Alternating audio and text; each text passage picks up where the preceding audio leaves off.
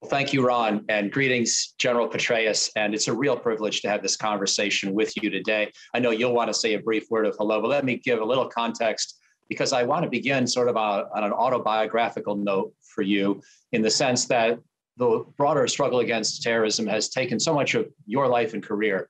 And it maybe wasn't obvious that way when you joined the military during the Vietnam War and went to West Point.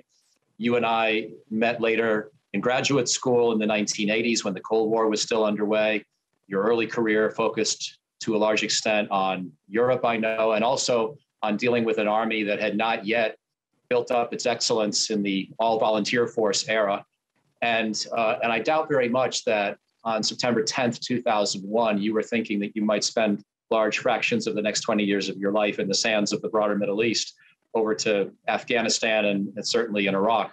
And so I just wanted to ask in just broad terms, as you think back on this, are you still sort of stunned at how much this particular struggle wound up dominating much of your career, especially the second half? And just as one example of an American generation of soldiers, sailors, airmen, Marines, what has this period of time meant in terms of your career and your life? That's a big, broad question, but I just love to hear you riff on it any way you want to go. But again, thank you, sir, for the privilege of this interview today. And over. No, I thank you, Dr. Mike. It's always great fun to do something with you and to be back with my old graduate school classmate, with whom we have done so much ever since, including multiple trips in Iraq and Afghanistan and a lot of contributions that you made over the years, including when I was preparing to be the director of the CIA with the seminars that we had night after night at Brookings and so forth. So this has been a real professional relationship as well as a personal friendship that means a great deal to me. I think, when I think back to, at the very least, the final 11 years that I was in uniform, and the fact that I spent 8 of those 11 final 4th of July celebrations deployed, you have some sense of how significant that was for me and really for my family, but I was not unique. There were many other individuals whose name was called again and again, whose families also experienced that same sacrifice, in some cases experienced loss and tragedy. So it really did dominate the final decade plus of my career, but a decade or more for many others. And yes, over the last few years, the numbers that we had deployed were vastly fewer than, say, the 250,000 soldiers, sailors, airmen, Marines that I was privileged to lead as the commander of Central Command when I took command of that organization in late October of 2008. But again, that war has continued. And of course, I'm sure we'll dwell for a moment or so on the fact that one of those has just been brought to a conclusion. At least our involvement on the ground has been brought to a conclusion. The endless war is not necessarily ended. We'll see whether it has been or not. And certainly for us, there is still going to be a very substantial counterterrorism mission that has to be carried out there. In some respects, though, Mike, as you know, because we, again, have spent so much time together professionally, academically, personally, and so on, a good bit of my life was actually spent preparing for what we actually did do, and what I was privileged to do in particular, first actually in Bosnia, which is where I was on 9/11 and where we carried out the first counterterrorism operation after 9/11. It was not in Afghanistan, it was in Sarajevo. We took an organization, all of which is now publicly known, but I was not just the one-star general in charge of operations for the NATO stabilization force in Bosnia, I was also the deputy commander of a clandestine joint task force doing the war criminal hunt, the forward element of it for JSOC. The commander of S4, the 3-star, was the commander of that forward element. And then we were given the authority to do the operations ourselves with what we had on the ground, which was it was the largest deployment of special mission units and intelligence assets anywhere in the world until we invaded Afghanistan. And so from that point on forward, 2-star, 3-star, 4-star commands in Iraq, U.S. Central Command, command in Afghanistan. And then, of course, the CIA after that, where it was privileged to have you as a member of our external advisory board. In a lot of ways, I'd spent my entire career preparing for that, which was somewhat different from what most in the Army were doing in the years following Vietnam, beyond sort of rebuilding an Army that had truly been hollowed out, that had had its non-commissioned officer corps largely ground up in Vietnam. And we really had to rebuild the entire force and refocus on the NATO Warsaw Pact face-off. I did certainly serve there as a lieutenant, then as a major, including a speechwriter for the Supreme Allied Commander Europe, and then in a unit that was very close to the inter-German border and so forth. But all along during that time as well, I had a fascination with what we would now call counterinsurgency. Maybe it was revolutionary warfare, small wars, you name it. And counterterrorism, which is a component, of course, of a counterinsurgency campaign. And in fact, I served for a summer, to be sure, a temporary duty position as a special assistant for the commander-in-chief of U.S. Southern Command at that time. And gosh, I remember the very first morning, Southcom was involved in about 3 counterinsurgency operations and essentially unspoken of, supporting an insurgency against Nicaragua. But we were very actively supporting the El Salvador government and forces, the Salvadoran forces in that counterinsurgency. There was also the counterinsurgency in Colombia. And again, you had the Sendero Luminoso that we were helping Peru combat as well. I did Haiti, not as a U.S. officer, but as the United Nations Force Chief of Operations, truly a blue beret without a U.S. hat. In fact, if we tried to eat at the U.S. mess hall, we had to pay for it. We were treated like redheaded stepchildren during that time, but a fascinating experience because it was a coalition. It's where we lived with the people for the first time, something that you saw us do in the 101st and years later in Iraq. And then for the entire force, when I was privileged to command the surge in Iraq, we pushed out all the coalition elements out way beyond the 2 major cities, which is where the U.S. was limited to operating. And then the special forces even further out beyond that. And a great experience, the year in Bosnia, which was a mix of both fairly robust peacekeeping, but also this special mission unit manhunt for war criminals first. And we got more, I think, in that 1 year. Secretary Rumsfeld turned us loose than we'd gotten in all the years leading up to that point in time, but also conducted very substantial counterterrorism operations, shutting down 4 key nonprofits, it turned out, that were facilitating the travel of individuals from Pakistan through Sarajevo or Tuzla, which we shut down immediately, our base. And then disappearing in the Schengen zone and putting one of the leaders behind bars in the U.S. by what we found in the search of the nonprofit in Bosnia. A great experience. And then, of course, then began the Iraq years, the fight to Baghdad with the 101st Airborne Division, then the jump to Mosul, the operations in Nineveh province in the northern part of the country. Came back pretty quickly after that to do an assessment for Secretary Rumsfeld, reported out on that. He said, go back over and implement what you've recommended. So we established the Multinational Security Transition Command Iraq, and then also the NATO training mission in Iraq. Did that for 15 and a half months. Went home. We had the period at Fort Leavenworth of about 15 months. And you'll recall, because you visited out there as well, the effort to build the counterinsurgency field manual and to overhaul every aspect of the preparation of our forces for deployment to Iraq or Afghanistan, all the steps along that way, starting with the very first seminar, which was still combat in cities, several years after the invasion of Iraq. And we changed it immediately to counterinsurgency. I said, I don't care how rough it is. You can have the unit teach itself. They know what they need to do, and that's what you should focus on. And then overhauled every other aspect of that, including, of course, the mission rehearsal exercise at the National Training Center in particular. And then came the surge, 19 and a half months, then 19 and a half months at Central Command, and then 12 and a half months in Afghanistan. And in many respects, an awful lot of what I did in terms of personal reading, about our operations in Vietnam, the French in Indochine, Indochina, their time in Vietnam, French in Algeria, the British in Malaya, in Oman, a host of other experiences historically along the way, and even a dissertation, as you'll recall, that was the American military and the lessons of Vietnam, which harkened back a great deal to this kind of warfare that we had largely tried to consign to the ash heap of history, only to find out that, as my dissertation said, it's not clear that you get to choose the kind of war that you're sent off to fight, and maybe you should retain some degree of expertise in this.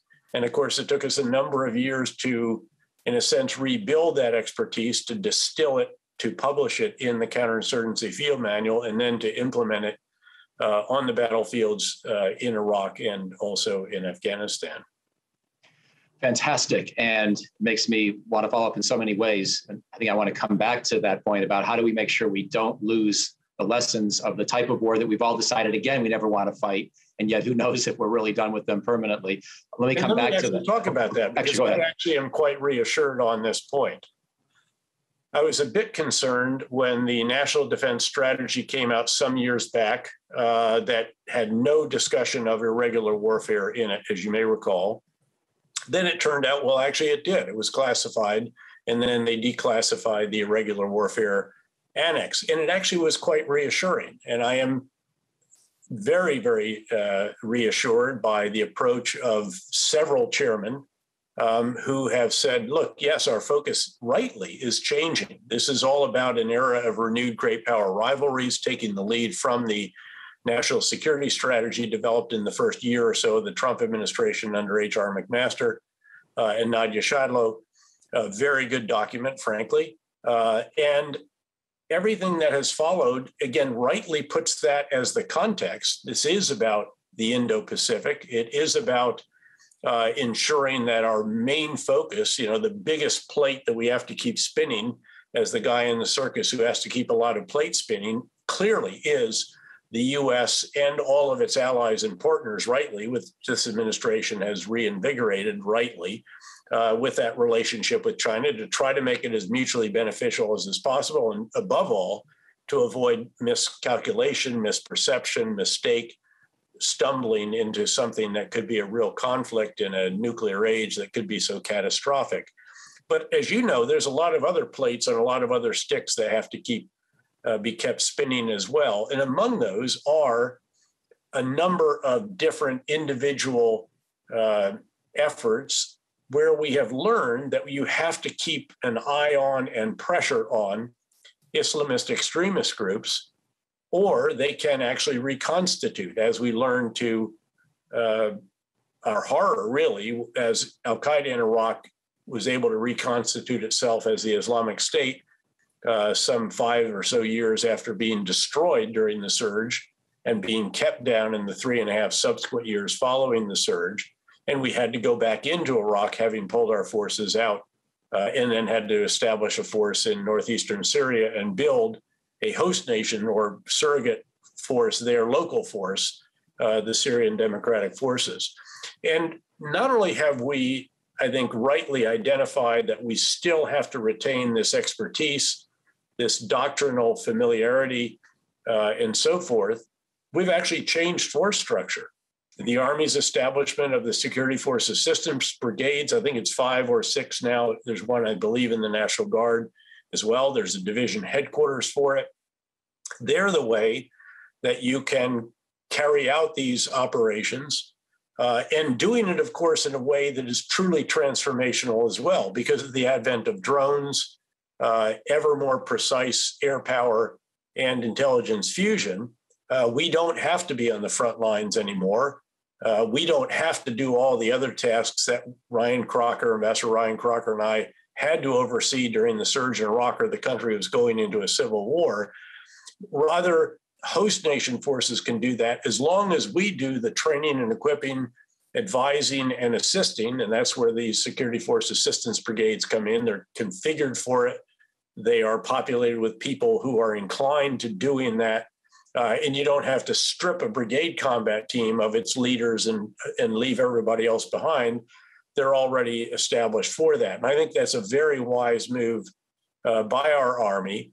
And there are a number of other actions like that involving our special forces, other special operations forces, and a variety of other capabilities that will enable us to do that very efficiently, effectively, and economically, so that you can keep the focus on the main effort and the real transformation of our services that has to take place to prepare us to ensure that we can deter something that could otherwise result in real serious conflict, noting that deterrence is a function of an adversary's perception of your capabilities, and we again have to transform those clearly, and your willingness to employ those capabilities.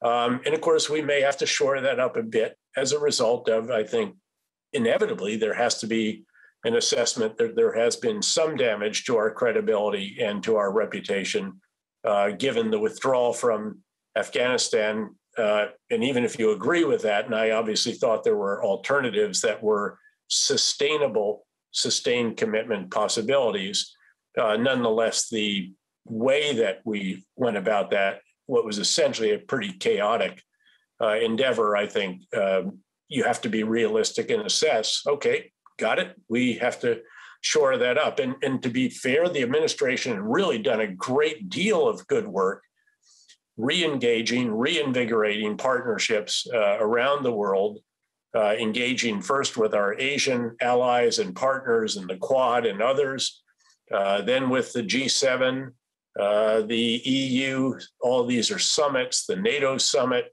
and then any other leaders and countries that we had missed in that before getting serious about engaging in China, so that the engagement of China rightly can be a coherent, comprehensive whole of governments with an S on the end of it, all of our allies and partners together approach, certainly led by the US, but involving all the others with true consultation and discussion along the way. So I want to come back to actually comparing this moment to previous difficult moments in US foreign policy. And you and I have both made reference already to Vietnam. And I want to come back to that. But first, because you talked about the Security Force Assistance Brigade concept and other such newer tools, I want to pose a counterfactual to you that you may or may not think it's a useful question to answer. But I want to imagine going back to the decision President Bush made in 2006 to surge in Iraq and send you as commander in early 2007, as well as the President Obama decision in 2009 to surge in Afghanistan. If we could imagine having the capabilities and the knowledge that we do today, and these security force assistance brigades and the drones and everything else, do you think we still needed to do both those surges? Or do you think that one or both would have been avoidable, at least at the scale that was undertaken? I think, well, first of all, the real capability, the transformational capability, is the armada of drones that we can now bring to bear. And we saw this, just a glimmer of this, during the Battle of Sadr City in March and April of 2008. Well, you remember this very densely populated neighborhood of Baghdad, Sadr City, 2 million exclusively Shia Arabs who were the host to, or whether they wanted it or not, you had the militia groups that were supported by Iran that were just hammering the green zone. And what we did over time was establish these baselines with drones. We also had towers with optics. We had blimps with optics. We had attack helicopters with optics. We literally had, it went all the way up. We actually had U-2s passing overhead. I don't know whether it was a great contribution to the intelligence, surveillance, and reconnaissance capacities or not, but it made us feel good. And so you had every possible capability employed, and we pinpointed these rocket teams. And of course, we're also pushing them out by establishing what became called phase line gold. So we went far enough into Sadr City that it took away the range of the 107 millimeter rockets, which was the predominant rocket. So now they had to have longer range ones. We killed 77 rocket teams, and we would follow them we didn't do it just when they were about to launch or something. We actually would follow them back to the site where they had the weapons cached. And that's where we would blow them up, and obviously without civilians around them. We had very precise strikes also from some other weapon systems that were quite extraordinary, including a meeting of militia leaders right across from the hospital, which I think they felt made them probably immune from attack. And lo and behold, a precise missile, I think it was, took them out with no damage to the hospital, not even broken window panes. So this is where you started to see what was possible. Now, having said that, I don't know that it would have by any means obviated the need for some of the really tough battles that we had. You'll remember the Battle of Ramadi, which we undertook very early on after the beginning of the surge, another week or two after the start. And it literally cleared every building, every room in a city of 400,000 or 500,000 people.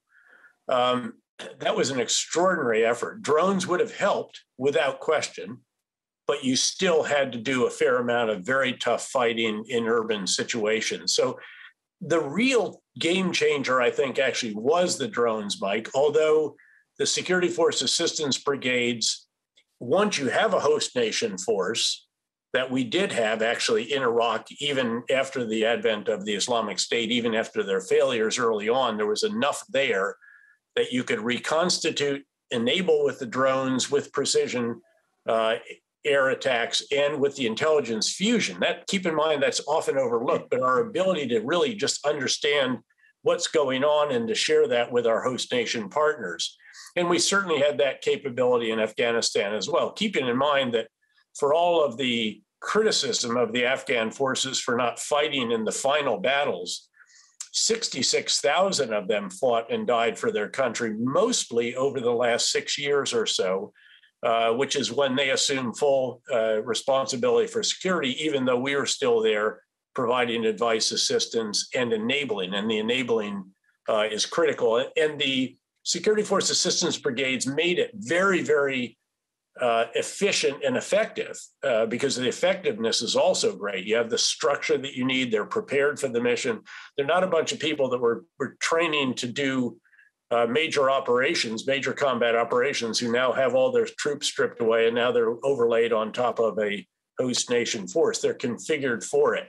And this is something we didn't really get right for a very long period of time in Iraq or Afghanistan. And I was part of it. I mean, I was just saddled with, okay, you're going to get 10-man teams with, I think it was 2 or 3 Humvees, and that's it.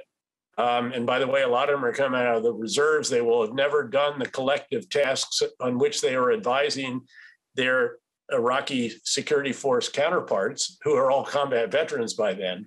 But again, you did what you could with what it was that you had, and they did quite admirably, but this would have been much better. So I think it would have made it much more efficient, much more effective. It might not have required as many forces, just as, again, we're able to enable, because of this extraordinary number of drones, so much more effectively, those that are actually doing the fighting on the front lines, which again, in Afghanistan for the last 5 or 6 years have predominantly been them. And that's why they have taken so many casualties. They've taken essentially 27 times the losses that we had during the course of our 20 years in Afghanistan. Thank you. Very thoughtful answer. I want to now ask you to wax a bit philosophical on the whole 50 years since you went to West Point and going back to Vietnam. And I remember 10 years ago or so when you and I were doing an event, and maybe actually it might have been longer than that, because it was when the Iraq War was at its most unpopular, prior to the surge. And you had just seen a bumper sticker. Oh, yeah. Love the troops, hate the war. Yeah. And you said something like, well, 1 out of 2 ain't bad. Certainly better than Vietnam. Bad, and it's the right 50%. We can fix the other 50%. So, of course, our Vietnam brothers and sisters didn't always have that kind of support across the nation. And when they came out of Vietnam, the country struggled, and it was a period of uncertainty. Yeah. And despicably, really. I mean, I think it's a very dark chapter in our history, frankly, that individuals who obeyed the law, who answered the call of the draft, who went off to war in a really tough, nasty war in jungle, without the kind of enablers that we had, a lot of, as we would call it, short knife fights, booby traps, really tough environmental conditions. And then if they survive, come home to be spat upon if they wear their uniform, making their way from the plane to their home. Really, I think really quite a reprehensible and tragic episode in our history. And oftentimes I have asked in large audiences if those who served in Vietnam would stand so that we can give them the thanks that we really did not give them when they most had earned it.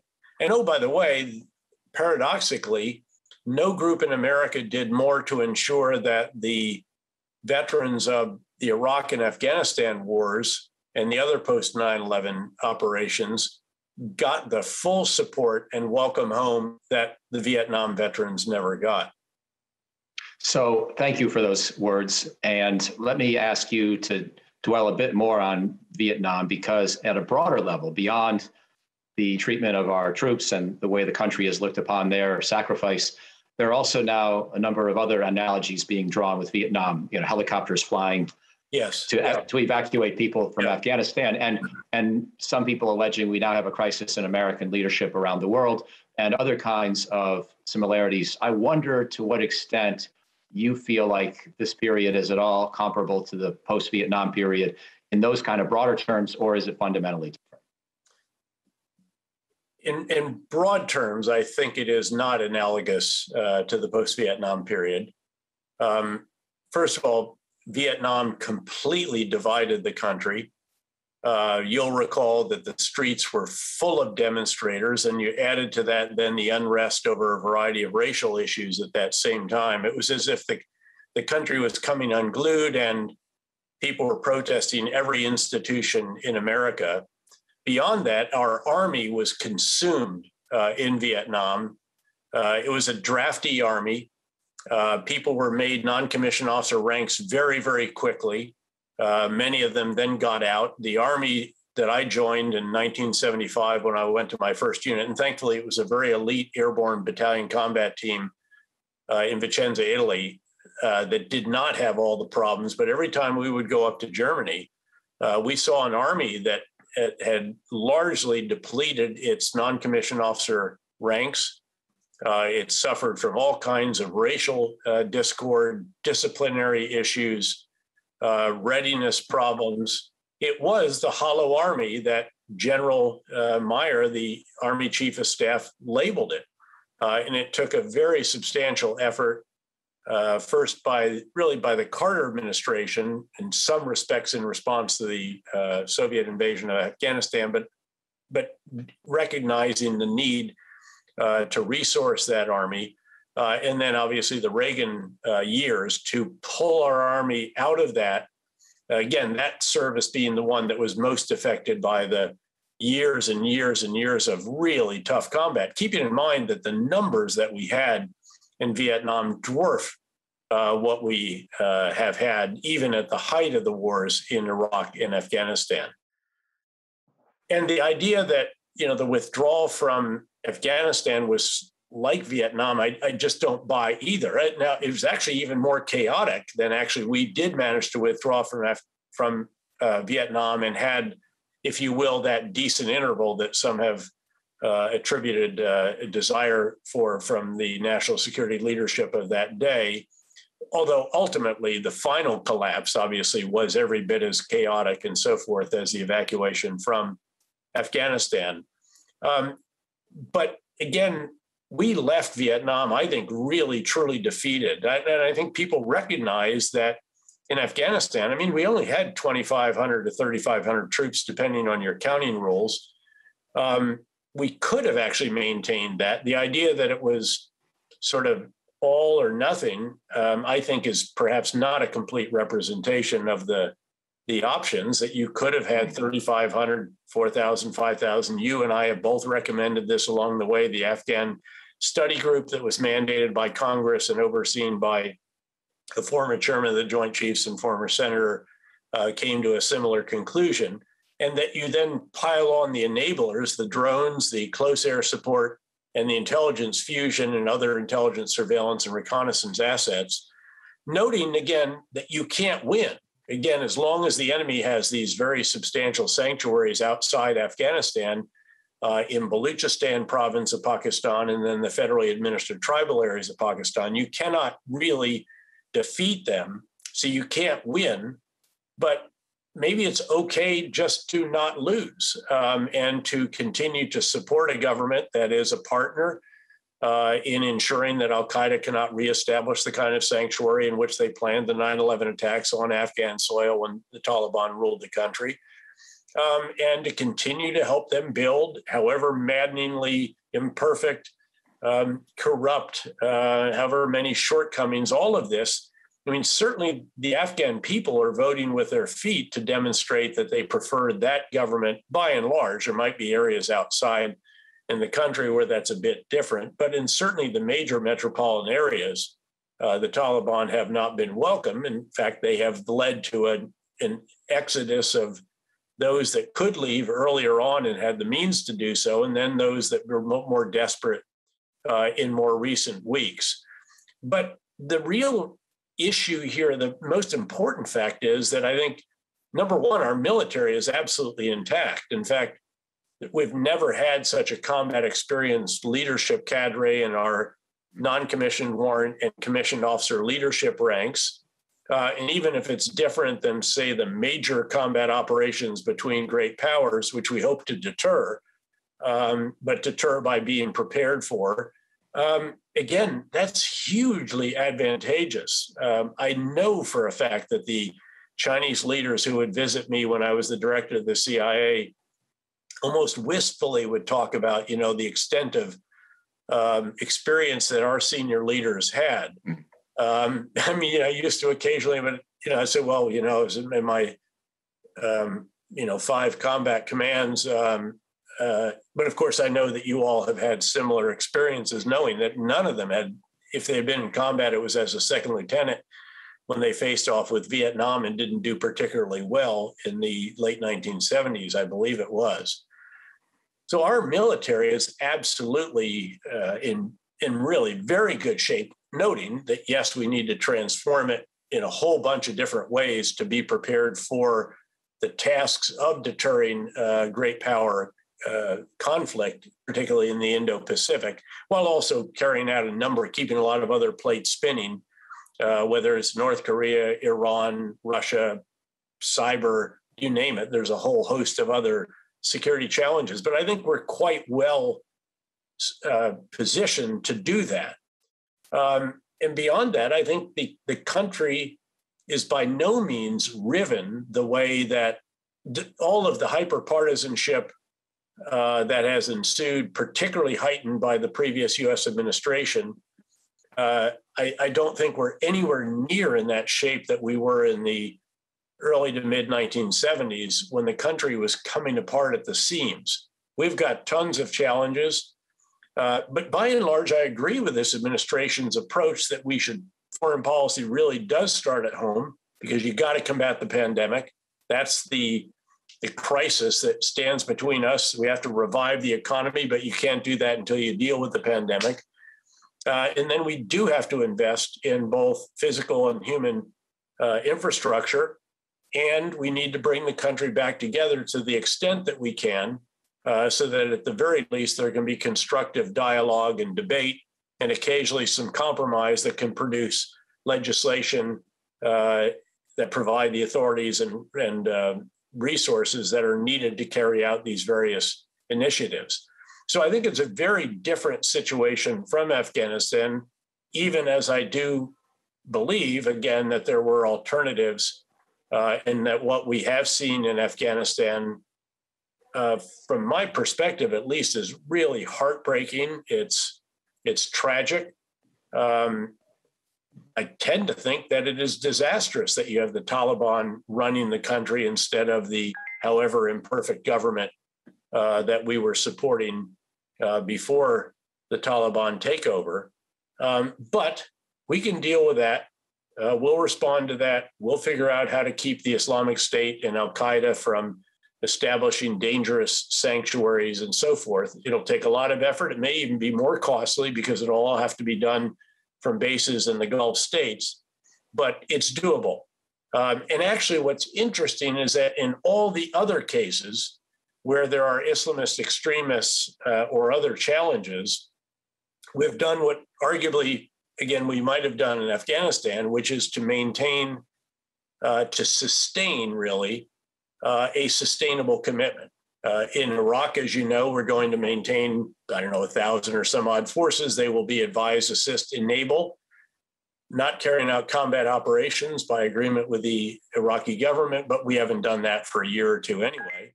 We're going to maintain a force in northeastern Syria to support the Syrian Democratic Forces to ensure that the Islamic State gets pressure there as well as in Iraq should it try to reconstitute.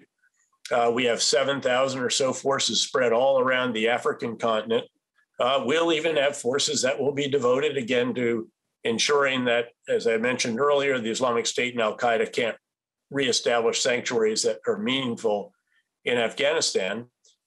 And we'll carry out the same elsewhere in the world where there is the potential for Islamist extremists that could pose a threat to our homeland or to the homelands of our allies and partners, while refocusing, rebalancing to the Indo-Pacific and carrying out the transformational change that is required to really shore up deterrence there in the most important theater in the world. It's encouraging to hear you say positive things about our prospects for successful counterterrorism and for successful global leadership beyond the issue of terrorism, given that you are not here clearly to defend the Biden administration's decision on Afghanistan or make any other kind of political point, not that you ever did or ever would. But I'm gratified to hear that. And I wondered if beyond your discussion of drones that you went through a little bit earlier, if you might mention one or two or three chief tools that we've developed over these last 20 years that you found to be, well, you also talked about security force assistance brigades for any future larger missions, but in terms of the over the horizon, small operation counterterrorism effort backed up by intelligence and homeland security, are there a couple of tools that you would highlight in importance and relevance going forward? Sure. A lot of these are in the area of big data. And obviously we're in an era where everything that every one of us does leads digital dust, digital footprints, a digital signature, biometric data, you name it. I mean, you can just, there is so much of it out there. In fact, there is so much, as you'll recall, as a member of our external advisory board at the agency, that on my watch, we had to contract out cloud computing, and Amazon Web Services actually got that contract. We just finally came to grips with the reality that, we're not really a cloud service provider at the end of the day. That's not a core competency. We're trying to build it as fast as we can. But at the end of the day, we're never going to be able to keep up with the demand, given all of this data that we are vacuuming up from every conceivable cell phone interaction with a tower, all the metadata that goes with that. And again, just on and on and on from every camera, every full motion video camera on a drone, you name it. And the ability to bring all that together, and often this is dissimilar data sets, and to make sense of it, the act of intelligence fusion or the integration of all of this, and then to produce something analytically that is really important, that's just huge. And that capability has just raced forward. And I don't know that people really, truly understand just how significant that is. And it continues to race forward. By the way, the flip side of that is that it's really hard to be a covert operator or a non-official cover person or a clandestine services officer in a world where everything you do is captured on a camera or with biometric data required or what have you, and it's all integrated so that you can't use the tradecraft that was really the stock and trade for an organization like the CIA for its clandestine service. But again, I think that cannot be emphasized enough, how significant, what a breakthrough that is. And of course, this is why our potential adversaries are vacuuming up all the data that they can get all around the world, because when you put it all together, depending on what the use is, you can identify, oh, this guy's linked to this guy, who's linked to that guy, and oh, that guy was a bad guy and is linked to this one, who's linked to that one. And all of a sudden, of course, people of interest start to pop out of the pile, and the haystack, you're literally pulling out individual items of enormous interest and value because of your ability to do that. Beyond that, of course, again, we've built these intelligence, surveillance, and reconnaissance platforms that feed that in a way that we never had before. And again, those are breakthroughs as well. And I mentioned, of course, again, just the drones themselves, but we're getting many other kinds of systems, not all of which are necessarily all very clearly out there.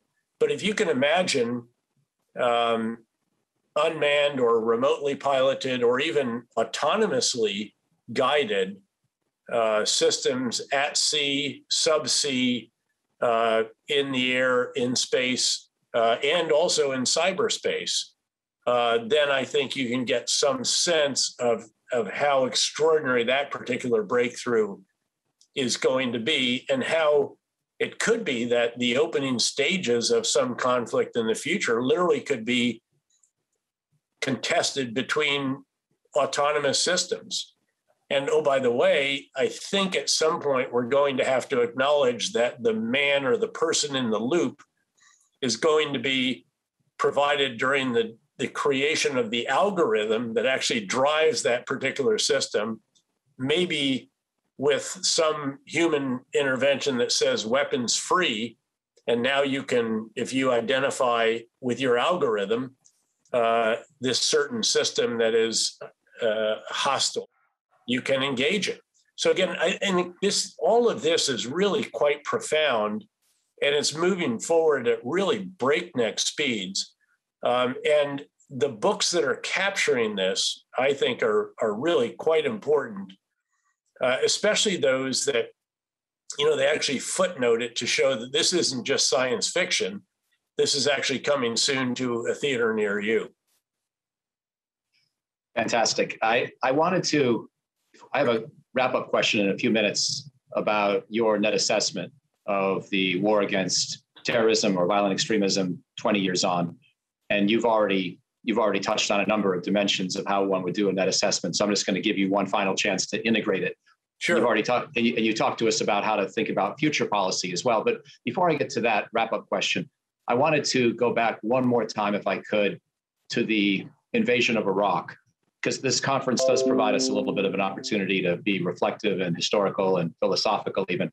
And I remember, the audience will indulge me for a second, I hadn't seen you in over a decade, but I saw you in September of 2002 when you were Major General Petraeus, commanding general of the 101st Airborne or Air Assault Division.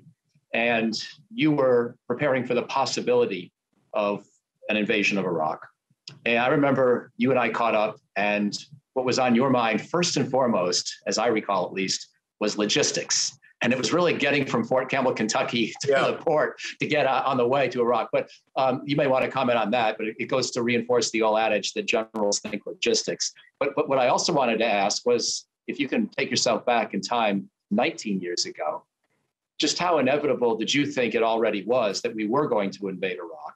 And the flip side of that question is, are you still hopeful that someday we can look back on that decision by President Bush, that fateful decision that most people would say today was a mistake, and say, well, whether it was a mistake or not, over time, perhaps there wind up being enough redeeming consequences down the road, maybe not yet in 2021, but someday, that we will not look back on it as such a big mistake after all? No, it's a wonderful set of questions, actually. I mean, first, I was being told, especially by General Jack Keane, of course, who was the Vice Chief of Staff of the Army and a former 101st Airborne Division commander, my mentor for many, many years. I was his G3, his Chief of Operations Plans and Training when he was the division commander. I was one of the battalions he most liked to spend time with when he was a 1-star. In fact, he was standing next to me, as you may recall, when I got shot in a live fire training exercise that provided wonderful, realistic training for our medics as they had to save my life. And he stayed with me for the whole time through the various stations of the medical journey, the stabilization at our post hospital where they get a chest tube in you with no anesthesia, which was the most painful moment of my life ever. And then back in the helicopter to Vanderbilt Medical Center, where they called in somebody named Dr. Bill Frist, who, of course, later was the Senate Majority Leader. I used to jokingly say I was dying to meet Dr. Frist. And it paid off, by the way, when he was the Majority Leader, because that's one way that we got the CERP money, the Commander's Emergency Reconstruction Program. He came over to visit, and he said, "What do you need?" I said, "We need money. You know, money is more important right now at this stage because we're not being shot at as much. It's more important than ammunition. It's the most important ammunition, and we need it." And they went back and got the Commander's Emergency Reconstruction Program money. But even though I was being told this, General Keane saying, you know, it sounds as if the president is pretty determined to do this. And when we met, I very much had that from him privately. I was back in the Pentagon in October. By the way, he also asked me at that time, "What do you think about the plan?" And I've been engaged in the plan when I was a 1-star at 18th Airborne Corps, when we were going to be the headquarters for this. 18th Airborne Corps, of course, went off to Afghanistan, and they gave the mission to V Corps in Germany. And I went through V Corps on my way home from Bosnia to take command of the 101st. And man, they'd lopped off about 100,000 of our troops. And this is, of course, Rumsfeld saying, the military always asks for more than it needs. And I remember General Keane asked me, "What do you think of the plan?" And I said, I actually have two nagging fears. One is that we're too light if they fight. And the other is that we're definitely too light if they collapse. And the truth is it was a bit of both. Certainly in the end of the day, 3rd Infantry Division could run over anything, given the inadequacy of the Iraqis in blowing bridges and carrying out some other really key tasks that could have stymied us very substantially, including perhaps using chemical weapons, which we did find later a huge bunker all the way later in the surge, but although they've been decayed quite a bit. In any event, they did fight fairly hard in different fights. We had some brisk engagements. We lost soldiers, obviously, and so forth. But what really happened is, of course, then they collapsed, and we didn't have anywhere near enough forces to cover down on all the infrastructure, the ammunition storage points, all of this, so much of which was then heavily looted, keeping in mind that, of course, one of the divisions had never even made it into Iraq, the one that was supposed to come through Turkey and go down through Mosul and to Crete and to the outskirts of Baghdad on the north, and it later came in. So we were even missing that entire division and all of its combat power. I did think right up to the last minute, I said, I just can't see how Saddam is so dumb that he is not going to, at the last minute, capitulate. I remember we were listening, we're out in the desert of Kuwait in those huge enclosures, all bermed up, literally, a mile or 2 miles by 2 miles. So enormous areas, each of which had its own Patriot missile defense system and everything else. The one that I had, in fact, was the one that notoriously shot down the British fighter. We were listening to BBC World Service out there because, again, you couldn't get anything else. And, of course, you didn't have much internet connectivity in those days. It was fairly spotty. And, again, you'd listen to this, and you just had to think at the last minute he's going to go to the UN Security Council and say, okay, that's it. You guys can come in, make sure I've gotten rid of all my stuff or what have you. But it didn't happen. And of course, off to war we went. For me, the reason that logistics were everything was, first and foremost, that the 101st Airborne Division had 3 or more times the number of helicopters of any other division in the world, much less in the U.S. Army. We had about 270 plus at that time, 254 of which went with us to Iraq because we had a company or so of Chinooks in Afghanistan that we couldn't get back. This is all about logistics. If you're going to get helicopters to a port in Jacksonville, Florida, shrink wrap them, put them on a ship, get them over there, unshrink wrap them, build them back up, test fly them, and then get them. And there's no hard stand out there except for limited numbers. You have really serious problems on your hands. And it's even worse if the Secretary of Defense doesn't sign the deployment order until the ship is already actually about to enter the port, which we knew from sources that we had in the Joint Staff. So this is one of the bolder moves of my life. We declared an exercise, a loadout exercise. And I said, guys, let's just act as if we're going to war. And we really did. We loaded everything out. We ordered all the trains. We opened the ports, which you have to normally have an execution order, a deployment order to do. We got it all done.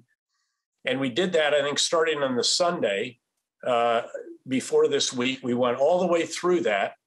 And on Friday, the Forces Command commander called up in a panic, the 4-star, and he said, Dave, I don't know how you're going to do it, but we just got the deployment order signed for the 101st Airborne Division, and the ship's going to be at the port tomorrow.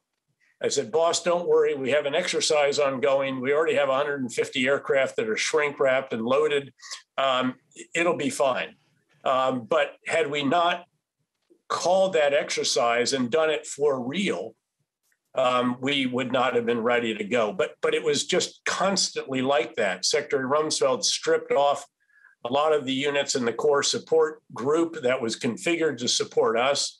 He didn't understand that you actually need 5,000-gallon water tankers to flush engines on aircraft, that we needed all of these other items that were essential to the division and configured for us, albeit not part of the division organically. And so they shipped later. We finally got them to fly the people over. We went downtown in one case in Kuwait and rented or bought little camel tankers that they used to water the camels. And they had fringe in the window and disco lighting underneath, which we couldn't figure out how to disconnect without shutting off the electrical system. So these poor guys went to war, not with the systems that were still at sea coming over, but with disco lighting leading the way and their rifles pointed out the window. It was quite, but again, the logistics were unbelievable. We pumped 500,000 gallons of JP8 in the first 2 weeks of the first forward area refueling point that we established 250 miles into the desert, bulldozing a road for a part of that period. And then we set up another one, another 200 miles in, where we pumped yet another 400,000. So think of the sheer number of 5,000-gallon tankers to charge those, to go back to Kuwait, to refuel them, and all of the rest of that. And it was all about logistics. And thankfully, our logisticians and the aviation maintenance people and the aviator, everyone else came through magnificently. And it was really quite an extraordinary experience in that regard. As to whether or not we might look at some point and say, yes, this did remove a murderous, kleptocratic, really evil individual who we did think had weapons of mass destruction. And that really was an article of faith. Keep in mind that I've been the executive officer with the chairman of the Joint Chiefs for 2 years, a couple of years prior to this. And I was allowed to read the presidential daily brief every day when he got it from the CIA briefer. And again, it was an article of faith. This is before even the Bush administration had taken over. I do have hope, actually. I just met with Prime Minister Khatami when he was here in Washington a few weeks ago to meet with the president, met with other members of his team as Minister of Foreign Affairs and so forth. They understand the challenges of their country. They understand the need to deal with the Iranian-supported Shia militia and how that corrodes the politics and commerce and the economy. They understand the need to deal with the corruption, the bloated bureaucracy, and all the rest of that. And given that the country has such extraordinary blessings in terms of being one of the top 5 oil producing countries in the world, it's the land of the 2 rivers, the only oil producing country in the Mideast that actually has a lot of fresh water, albeit less than it had before because of climate change and more dams upstream, tremendous farmland, the most sulfur in the world. I mean, again, it's a country that had, in a population that historically was pretty well educated, and a fair amount of infrastructure, albeit some of it not maintained as well as it might have been, and others of it that was damaged or destroyed during the tough fighting years. But there is hope, and I do hope that the land of the 2 rivers can achieve what they would like to see for their people, and so that the Iraqi people also can enjoy what I think all of them hoped would be the reality in the wake of Saddam Hussein, but frankly was not. Thank you. And now my final question, which inevitably is a 2-parter, but you've already largely answered the first. As I promised earlier, I wanted to give you a chance to give your net assessment on the last 20 years and the broader struggle against violent extremism or terrorism. But also, I have to paraphrase a good friend of mine, you, who had one of the most famous rhetorical lines of the entire 20-year experience. Dr. Dave, General Petraeus, tell me how this ends, if it ever does. Over. Well, first of all, I might direct the audience to the piece that you just recently published, which did a review of the 20 years of war, and with which I very strongly agree.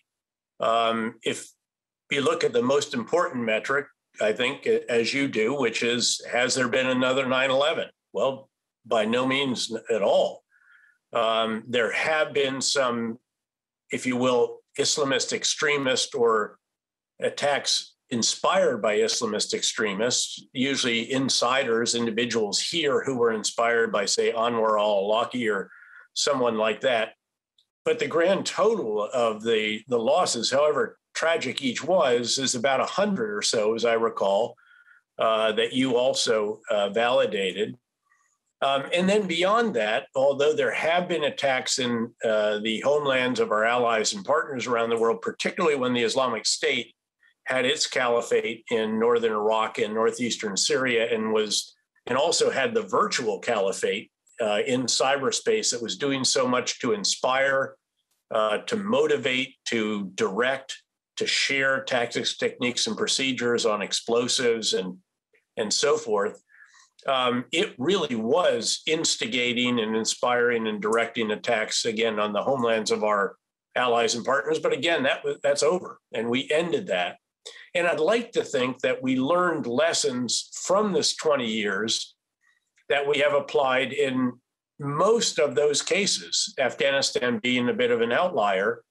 And those lessons are that Islamist extremists will exploit ungoverned spaces in the Muslim world, or spaces governed by like-minded entities, perhaps the Taliban, we'll see in Afghanistan. Number 2 is you have to do something about it, because you can't study it till it goes away. It doesn't go away. The US generally has to lead because of the incredible predominance of the capabilities that I've highlighted are most important in these endeavors nowadays. But it should lead a coalition, and that coalition should include Muslim countries for whom this is an even more existential threat than for other countries. Number 4 lesson is that you can't truly counter terrorists fully with just counter-terrorist force operations. Again, drone strikes, Delta Force raids, whatever, these are necessary, and they can disrupt the enemy, they can degrade it, but they can't really defeat it. That takes all of the above, but we don't want to do all of the above. What we want to do is advise and assist, enable, train and equip. We want host nation elements to do that. And we've largely figured out how to do that and built the capabilities, the drones, the intelligence fusion, precision strike, security force assistance, special operators, and all the rest of that can do that, tied into, of course, an extraordinary intelligence community that can support that as well and enable it also.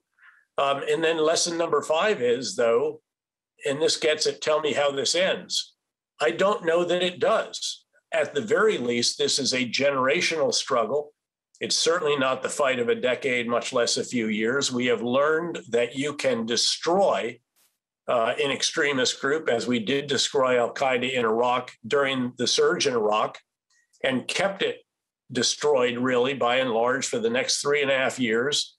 We withdrew our combat forces. Iraq seemed to do fine, but it was the prime minister who undid what we had done by taking highly sectarian actions, and then his security forces had to focus on very angry Sunni Arab demonstrators. And what happened while they're focused on that, the Islamic State reconstitutes itself, goes into Syria, gets additional strength from the Syrian civil war that was ongoing, sweeps back into Iraq and establishes a caliphate in northern Iraq and northeastern Syria, which requires us to go back in to enable the Iraqi security forces and the Syrian democratic forces to eliminate that caliphate, defeat the Islamic State as an army, and then enable it to keep an eye on the Islamic State as insurgent and terrorist cell entities. So again, I don't know that it ends. I think that the big lesson is that you have to keep an eye on it, that you can manage it. You may not be able to completely win or completely destroy it, put a stake through the heart of an idea or of ideologies or terribly twisted interpretations of Islam that inspire a very tiny number of a large population. So you have to keep an eye on it. And no one knows this better, really, than the Muslim countries themselves, but we can enable them in a way that makes it much more effective for them to do that. And by and large, we are doing that, again, around the world, with the exception, again, that we chose to withdraw from Afghanistan, where we've already seen the Islamic State draw strength from what followed with all the prison breaks and all the rest, and they're back up to a number that's estimated to be 2,000. That will require us to very carefully monitor that and devote quite a bit of resources, given that they're all coming from offshore, from outside Afghanistan, and indeed outside the Central Asian and South Asian states in which we have no bases at this point in time. So I fear that that's how we answer, tell me how this ends, although I'd like to see the way it ends in Iraq be a place where you and I can take our wives and our kids and grandkids and say, this is where we once spent time together, and how nice it is to see that the ancient Mesopotamia has flowered once again, and the land between the two rivers is realizing the hopes and dreams of its people. Beautifully said. And let me just conclude by saying, speaking of families, let me salute yours, including your wonderful wife, Holly, and her father, who, of course, helped the Army out of Vietnam, very important figure, your son who has served. And that's just one example of an amazing American community of men and women who have served our country, and through a 20 years period now of many frustrations, but also, I think, many accomplishments. So let me take the prerogative of the chair to say thank you to everyone who has contributed, and certainly General Petraeus, thank you to you. Oh, it was the greatest of privileges, Mike, and it was great to have you as a fellow traveler along the way, and to do this event with you here today as well. So we'll sign off here and send things back to Ron. Best wishes.